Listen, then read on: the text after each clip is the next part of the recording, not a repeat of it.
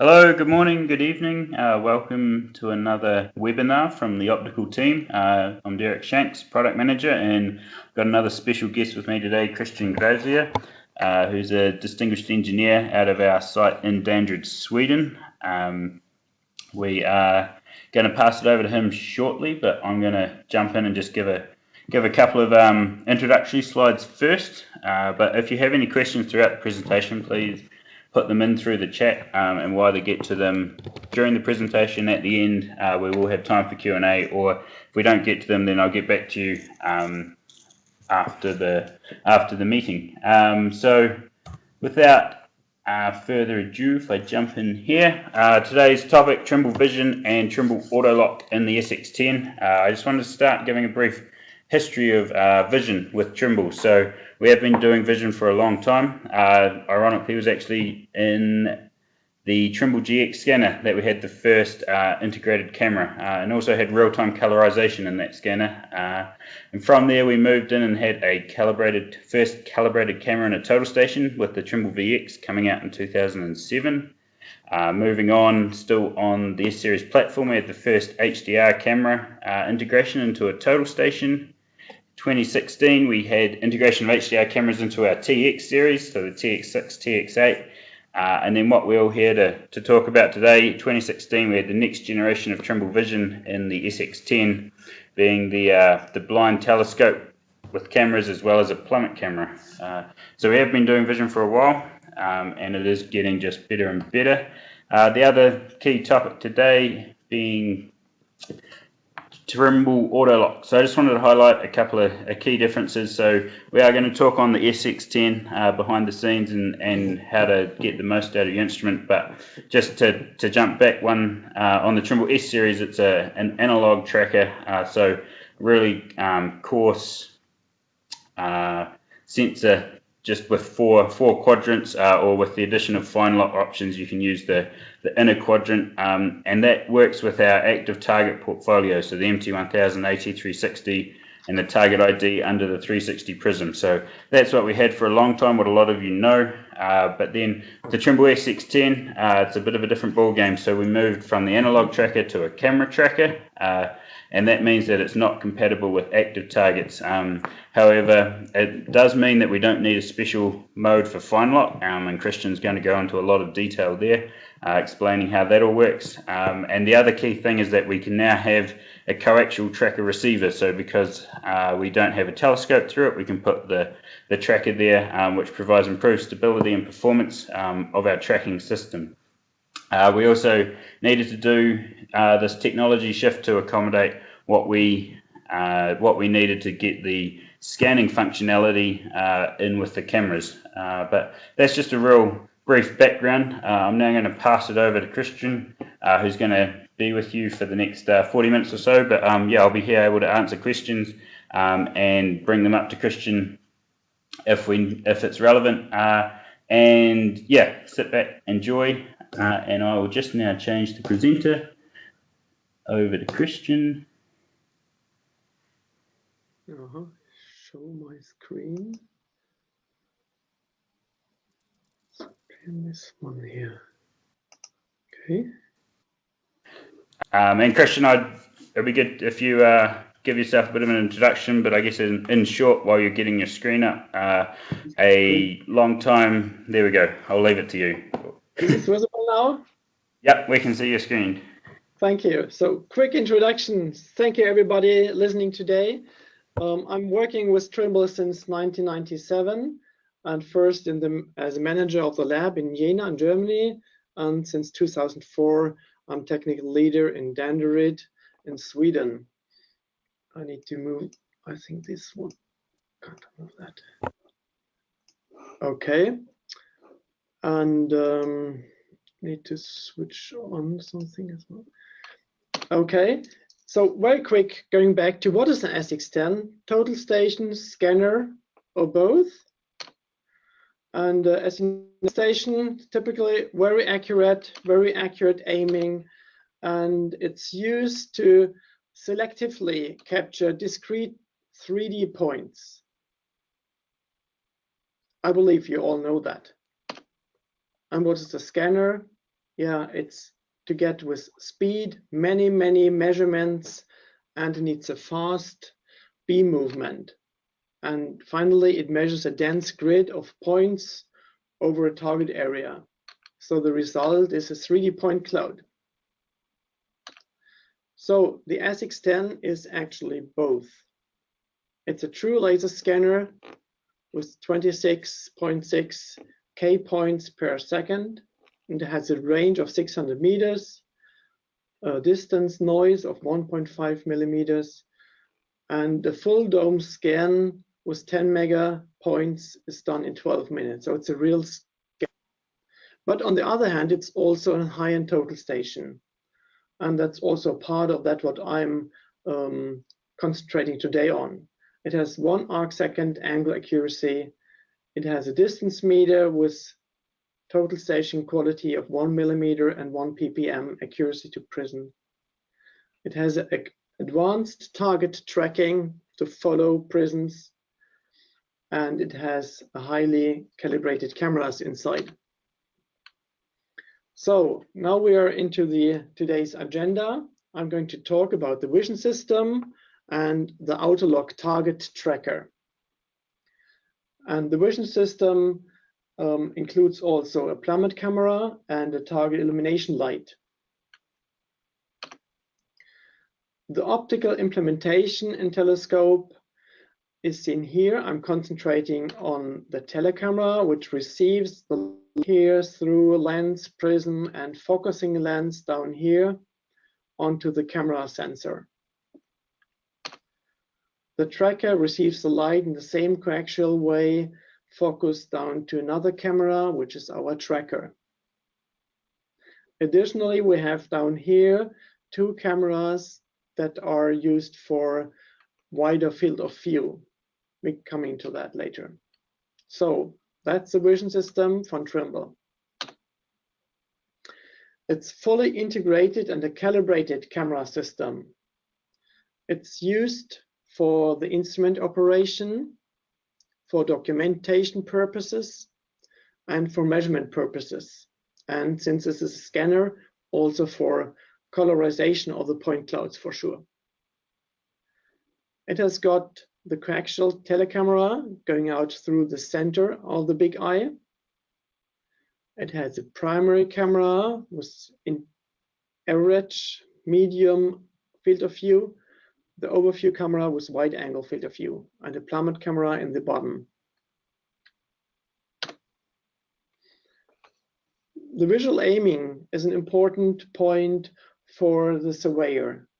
Traditionally, the eye behind the ocular, looking through the telescope, observing the hair cross and getting the target you want to aim to into on the right spot. It's very similar, but still a little bit different. You have no eyepiece, but you get your live video feed on your tablet. And with help of the zoom, you can actually see it very convenient what you want to aim to. You've got a digital hair cross, which is overlaid, and that you by just click on the object you want to point at, and it goes to that spot, and then you can measure. The camera inside experiences as 1 camera, even so it's 3 in physics. It has it's experienced with 8 levels. It has a field of view from 57 degrees of the wide angle camera down to 0.65 degrees field of view. That is an 84 times zoom. Then we have zoom level 7 and 8, which is digital zoom, to make the image larger, to be easier to see on the screen. Here another example of the zoom. That's an original image from the SX10 when you store it with Trimble Access, and the object is at 190 meters. That's how it looks like in Trimble Access in the finest physical zoom level 6. And now I'm zooming into that detail here. Just did a screenshot. where 1 pixel of the camera is 1 pixel on the screen. You can actually see the screen pixels here. In this, you see the hair cross, and the middle part of the hair cross, that's actually the laser spot. And with that one, you can actually very accurately aim small objects, even at long distances, to get a feeling on what is 1 pixel. It's roughly 1 millimeter at 50 meters distance. So at 190 meters, 1 pixel is 4 millimeters. The digital hair cross is exactly where the EDM points. So it's the middle here. And when you click, the instrument turns to that and measures and adjusts the focus of the telecamera. So this automatic crosshair overlay calculation, which is done in the background, depends on which camera is active, what is the distance to the target, and also sensor data. We're reading temperature inside the instrument, for example. And it depends for sure on calibration data in our production and maybe your user calibration as well. So digital crosshair is distance dependent, especially on the overview and primary camera, which are pointing parallel out from the center. This is a kind of a parallax. The overlaid crosshair position depends on the distance to the object. Here we have the EDM middle, and that's the camera little offset. At distance 1, the ray on the camera is up here. So the instrument automatically moves the crosshair to this spot. On distance 2, it's here, and it moves the crosshair to the right position. We can do that since the EDM is always on. Further, we have temperature compensated optics and high quality glass optics, which is optimized for stability over time and temperature. The telecamera module and the primary and overview camera down here. Remaining temperature influences are then calibrated in our calibration station in production. Not only temperature is here calibrated, but also lens distortion, the lens geometry, the autofocus, and all that on different temperatures. We do that for each instrument individually at -20, +20 Celsius, and +50 Celsius. We do then finally a color calibration to reduce the light fall-off effect of lenses and to make the color look uniform. That's the result after color calibration in production.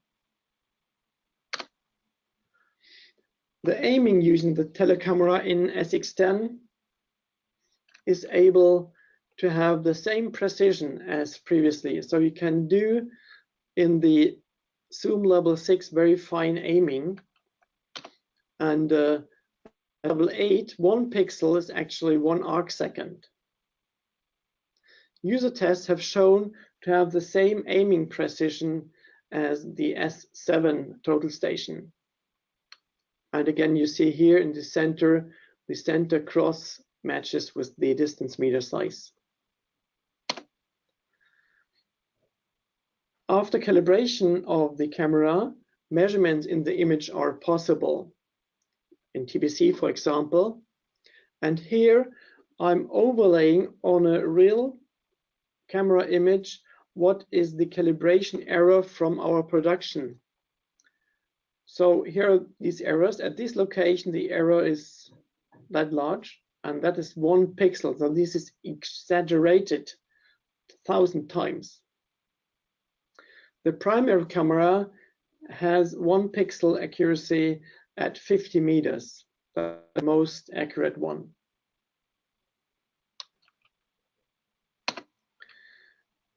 Here you see a panorama taken with the overview camera in TBC, and it's viewed in TBC here. Can you see the image boundaries here? Barely, because they're not enabled, but that's actually the boundaries of the images which are set together in TBC.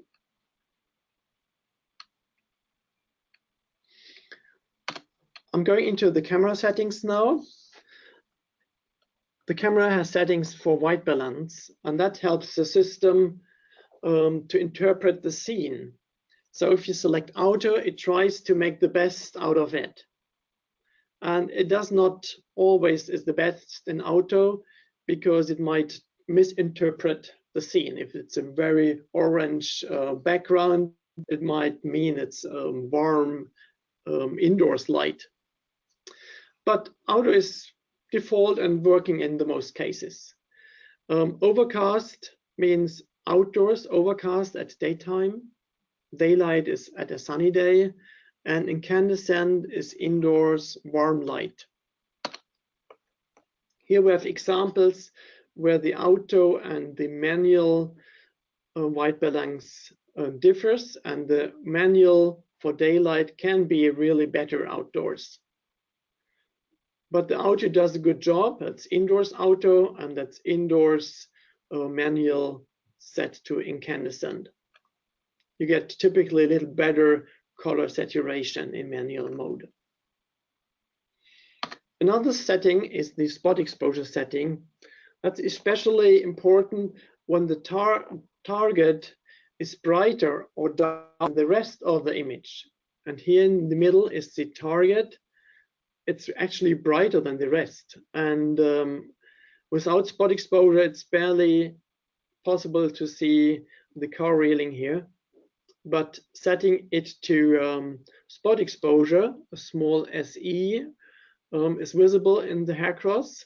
Then it takes this small area of the big image to calculate the exposure time. And then you see all the details nicely exposed. We have a fourth camera, which is in the bottom of the instrument. You see here, that's a plummet camera. It goes through the center hole, and the purpose is to look to the ground mark. And yeah, the resolution is good, and you can see details such as around 0.2 millimeters on the ground. It's very accurate and stable, and it gives you an easy access to the ground mark. A further feature of the cameras is the target illumination. That is a scene seen by the camera when the target illumination is off. And it might be difficult to find where are the prisms which you wanted to aim. Maybe your colleague has set them up and you've got only a map, and where are these? Where are those prisms? Switching on the target illumination, you actually see one prism here, one prism there, closer one by here and there. So this helps actually to find and select the right target, especially when the surrounding work. So when you are done and know everything about the camera, you want to know maybe in the field, how can I trust the cameras in field? How can I do the in-field check of the cameras? And it's easy as 1, 2, 3, as my colleague Torsten showed last year on dimensions, these slides. Aim the target in phase 1, switch phase, and check how much it deviates in phase 2. In this example, it's actually 5 pixels. And in that case, yeah, maybe you should do a user calibration. But how to do that? We optimized that field calibration of the camera center point. And how is that working? I'm going to show now. So the field camera calibration uses a kind of a template matching algorithm. What is that? Actually, a template is cut out from an image, And then we try to find where this template is located in instrument phase 1 and phase 2 in the images. So this algorithm looks computer vision algorithms and can find it for you, so you don't have to click into the details. And here I show you how is it working in the instrument. We take a series of pictures in phase 1, and we actually check if leaves are in the images and something is moving. We would detect that and say it's not a stable target. That's not good for calibration use. So we select a small area around the EDM beam and taking pictures from that. So we take pictures in phase 2, rotate it back internally and try to match that pixels to the images from phase 1. And then we get actually a strength of match value for each of those pictures. And the best matching position, phase 2, is calculated in pixels.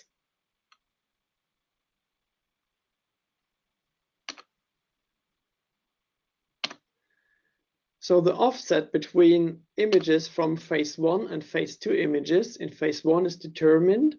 And this little delta then is the collimation area, which is applied to the camera center. What is needed that this works? Actually, we need features because the algorithm need to find something in the images. So well would not work. But what is working? Would that work? Yeah, if you select it here, not so good. It's a linear feature. Because the camera is an area, it needs actually features in 2 directions. So that's a good feature. That would work perfect. The Plummet camera has the same principle, and it needs, in the same way, 2D features. It could be even that rough features would work perfect, and it does not need to be very leveled to work. But we have some limitation here as well. It should be no depth difference in that small area when you do the calibration. So phase 1 would look like that, add some depth, and phase 2 like that here. That's because of the parallax. The images would look very different, and the algorithm cannot make a calibration on that. So the suggestion is to have more flat depth in the target for the calibration. If you have questions to that, come back to that later. Now I'm moving on to the outlook system. The S10 outlook system does not inherit the S-series tracker. Actually, it was impossible to combine the optical setup which is needed for the scanning beam deflection with the tracker which we have in the S-series. So we moved on with technology to camera sensors, and those have improved greatly in recent years. And the available computation power needed for a good tracker performance and also for smart decisions, which is a good target, which is not a target, are now available. So how does now our tracker find and tracks a prism? So first we're sending out with this little prism the laser beam onto the target. And yeah, looking back from the instrument to the target, we have some sunglasses. We call it narrow band pass filter.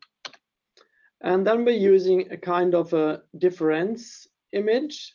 So one image was on and one was off of the laser, and it generating the differences. We have an intelligent target detector that does not view and look at reflex west lines. It looks only at the prism. I'm going to show you more about that. And it does even suppress false targets that might look like that, headlights, of course. It has a predictive tracking, which also is present from the S series. And it has a fast target search. So again here, that's the movable tracker transmitter in the middle. It needs to be moved out. You have seen that while the scanning is operating. In total station mode, it's in the center. So now something about the sunglasses which we need. The solar spectrum is very, very, very wide. It has a lot of light in the visible area, but also infrared light. How should we be able to see when 1000 watt comes down to Earth from the sun, a little laser, which is 1 million times lower in power? What we do is we use a camera chip that sees only a portion. We have then a very special camera filter that cuts out all the rest, and we are looking only at the specific wavelength. This is a filter for special Trimble design. So that's our sunglasses. Then we have a second effect is we're illuminating the target and getting a picture back. We're seeing the target here. But then we take a second picture without illumination and we do subtraction. Now it's more clear. And this little blob can then very accurate be evaluated where is the center of this blob and how does it behave. We do that actually with 100 frames per second, which allows a very fast tracking speed. So let's now look how the tracker detects the target.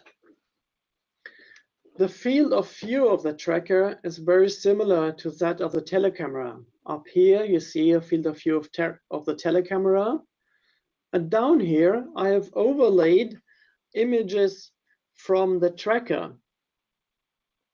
Actually, a little later, you see videos both on telecamera and trackers, which is in the special R&D mode recorded.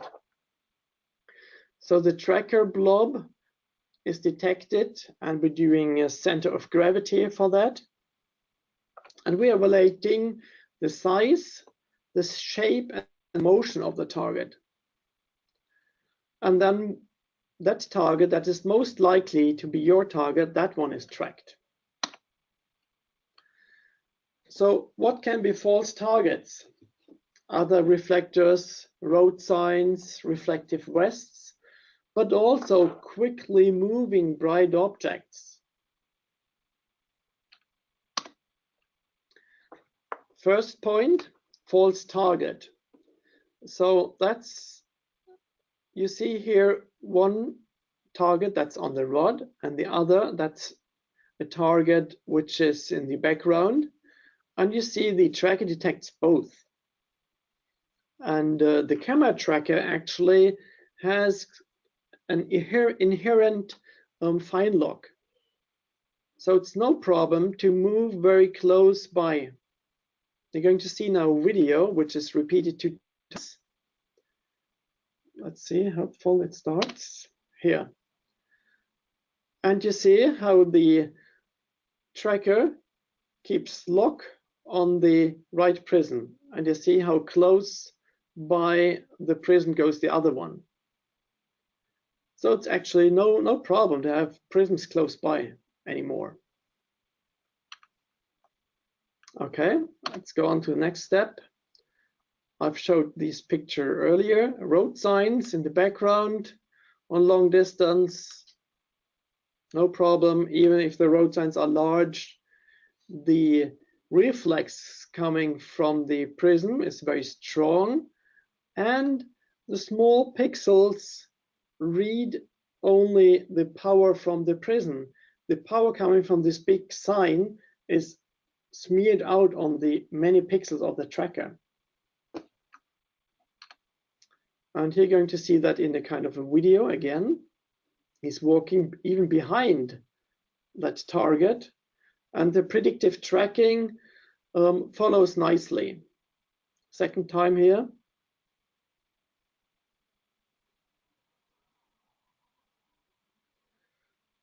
Now I've actually stored one picture because it went so fast.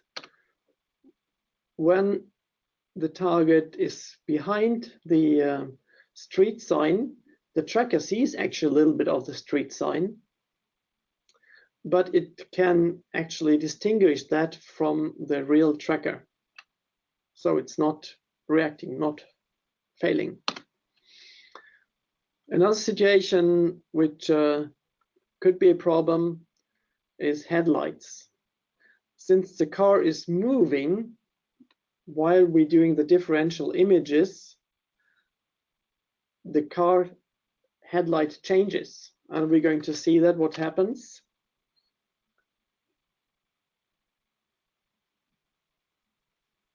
It looks like it's always on the prism. Have you seen anything in the video right on the right side? Let's take a still, which one is stored at this situation here. You see the headlight, which is strong, and since it's an infrared source in the car headlight, it's been seen by our tracker, but it's a different shape. It's this little bit different image of the movement, and it's just the tracker's not reacting on that.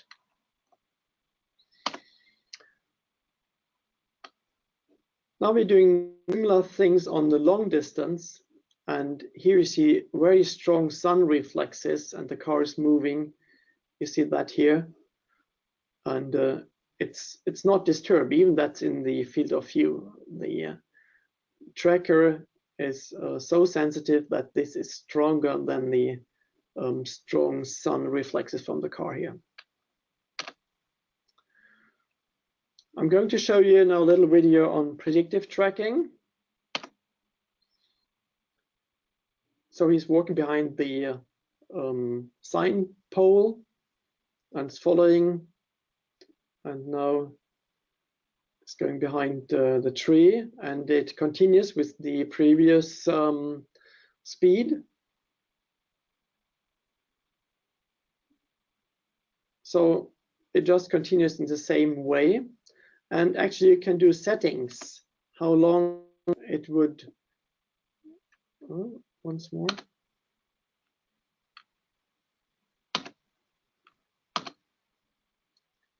Okay, here comes the setting.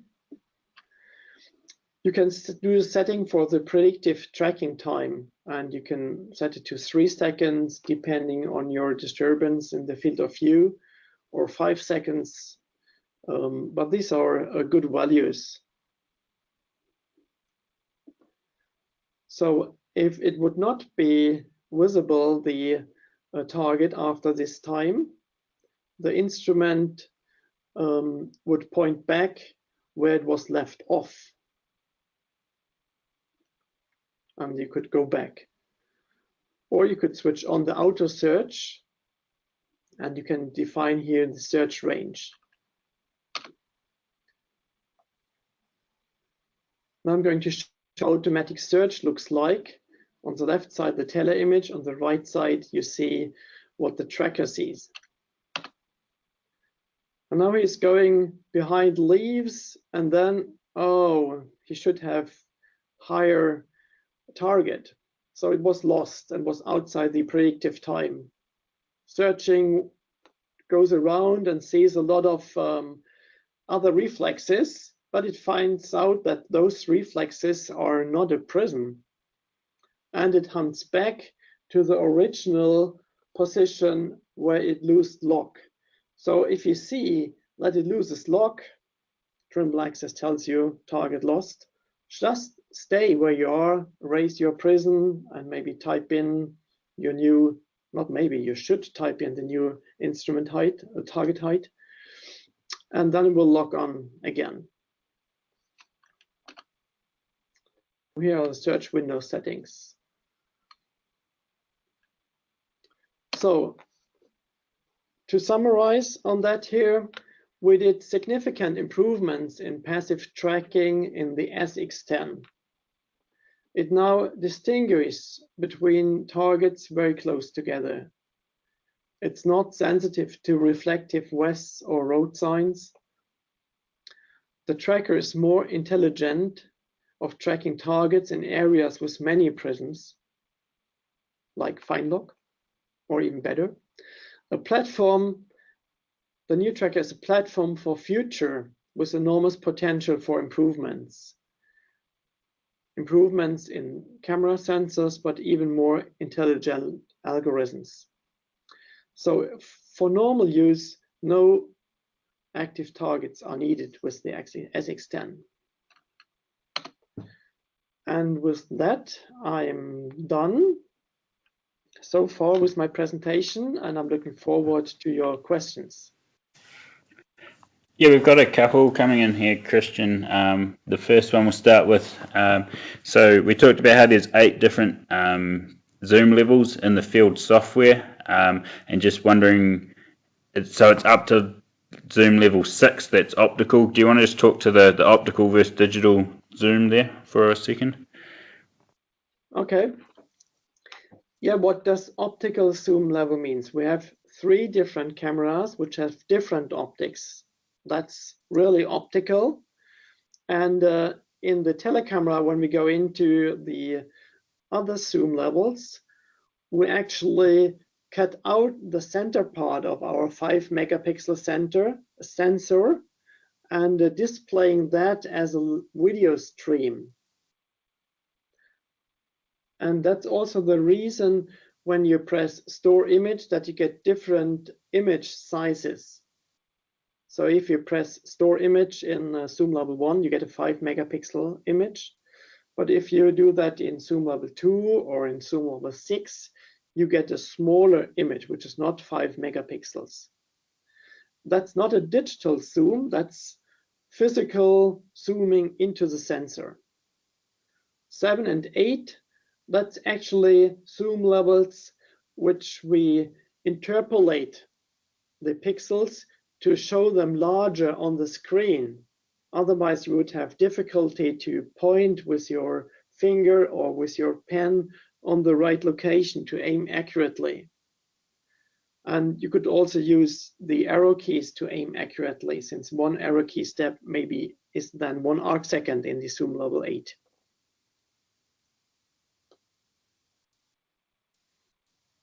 Cool. And then there's a question around which prism is best to use with the SX10. So as always, a Travis prism is, single glass prism is going to give the most accurate measurement. However, for general topo work, of course, the 360 prisms are going to be the best, because then you don't have to worry about orientating towards the instrument, but you do lose a wee bit of accuracy. I don't know if you've got anything else to add on which prisms work best with the SX10, Christian? Yeah, I think you said actually what's the case. Most accurate you get it on the traverse prism and single prisms. Actually, our algorithms are looking into the 360-degree to get the best of the center of gravity, which makes that accurate. And if you're out and with a 360-degree prism and you want to be very accurate, you actually could turn one prism towards the instrument. Then the accuracy is not only 2 millimeters on the prism, could go down to 1 millimeter.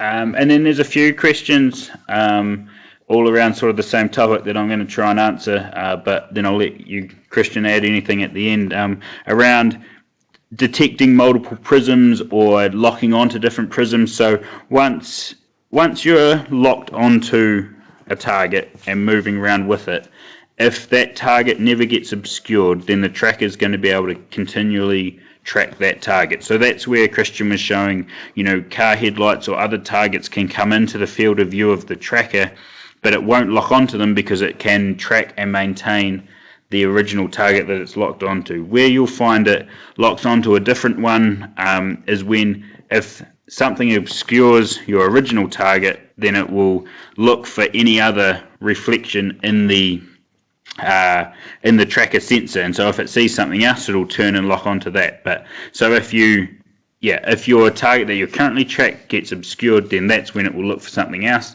But if it never misses locking onto that, then other things can come and go from the tracker sensor, but it's going to be able to distinguish from that. Yeah, it's completely right. And there I have a trick. When we measure through heavy traffic, actually it's good to switch off the auto search. When you see, oh, there's a lorry coming and blocking for 5 seconds, just stand still and let the lorry go, and it will lock directly after the lorry is passed in the field of view. So the search should be switched off in such busy cases. And then there's also a question around reflective targets, black and white targets.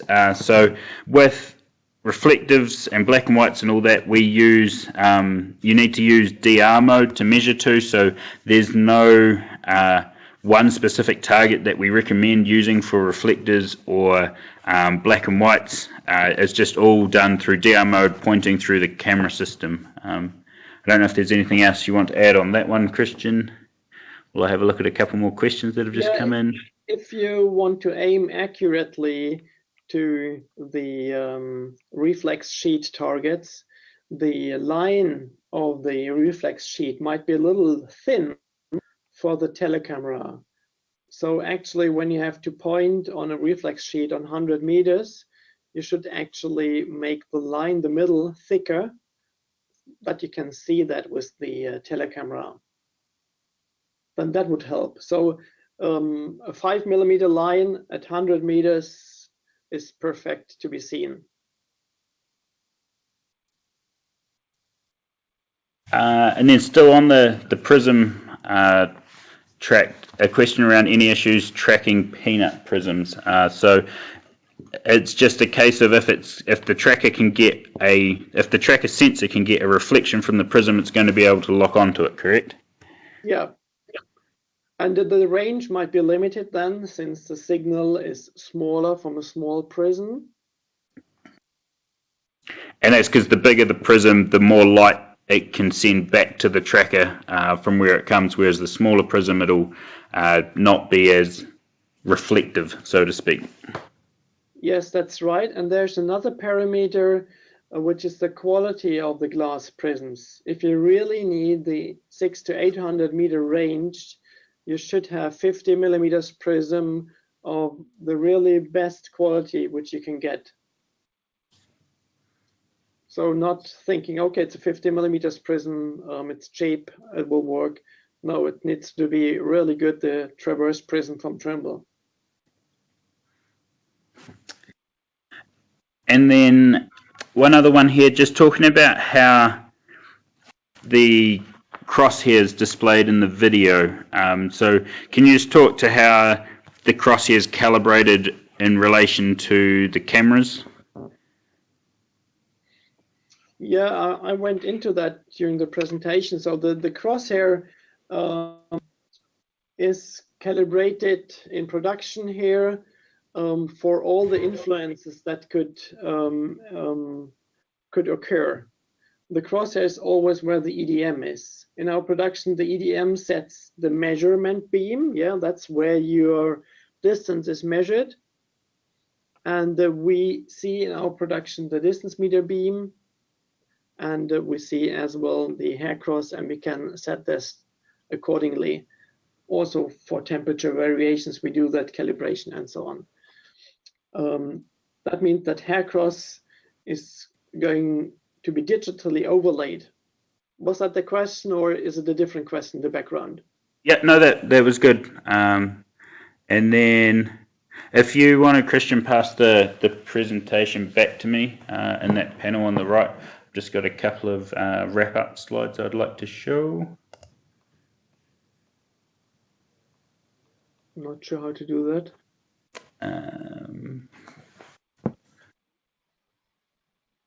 Click to stop screen sharing. Now stop the screen sharing. Okay, and then You want to have the presentation right? Yeah. Yeah. There we go. Perfect. Yep. So I'll jump into this one here. So I just wanted to highlight that on our geospatial.trimble.com webpage, there is a whole lot of resources available for you, and in particular on the SX10. If you go to the SX10 page and then under downloads, there's a whole bunch of bulletins, info sheets that we've put together on a lot of the topics that we've covered today, such as the plummet camera, the till light, an in-field calibration guide that goes into step by step on how to do the camera calibration that Christian talked about, and also I just want to highlight that a new firmware version is available for the SX10 that was released a couple of days ago, so hot off the press, S2.2.25 available through Trimble Installation Manager. The feature of this firmware release is that you can now change the Wi-Fi channel selection if you have Trimble Access 2019 or newer, so that allows you to choose between 1, 6 and 11 for the channel that the Wi-Fi will connect on, so that can be helpful in congested environments, using your SX10 to switch channel if one's using doesn't have as much traffic on it. Also, if you're operating two SX10s on a site, then you would want to you would get improved functionality by having them on separate channels. But yeah, do check out the download section, and also make sure your SX10 is running the latest firmware for all the best features. Also, just wanted to highlight on our webpage, geospatial.trimble.com, if you go /accessories, we'll take you to the slide on the left where we have now all our GNSS, our optical and our scanning accessories, and controller accessories are coming very, very soon. So here on the right you can see the different tabs showing all the different prisms we have, the tri-racks we have, so you can see all the accessories we have to go with our different instruments, all there on our web page. Also, just want to highlight the resource center. So on the main geospatial.trimble.com page, on the resource center at the top, you'll see lots of different good things, but there's two I want to highlight is both a blog and the webinars. So we did a webinar on the scanning and the EDM principles in the SX10, so that's up there on webinars. This one will be available there shortly, this recording, so you can download and watch it again or send it to your friends, and also a blog that has a lot of good tips and information coming out, also new products and stories. So yeah, I encourage you to go and check that out.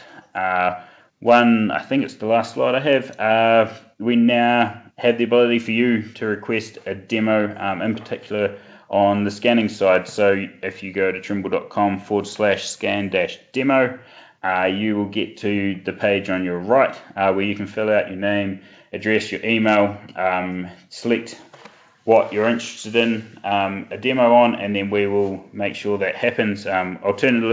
Alternatively, just through the main website, through products and solutions, choose laser scanning, and then you've got the big request a demo button.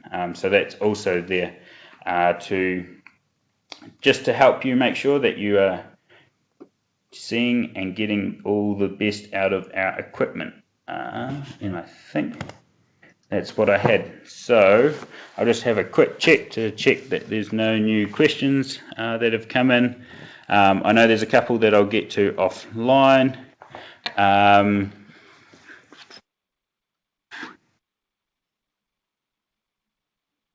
No, that's good. So Christian, thank you very much for your time. Thank you everyone for joining. Stay tuned for another optical webinar, and hope you have a great day, and thank you very much for calling in. Thank you. Bye-bye.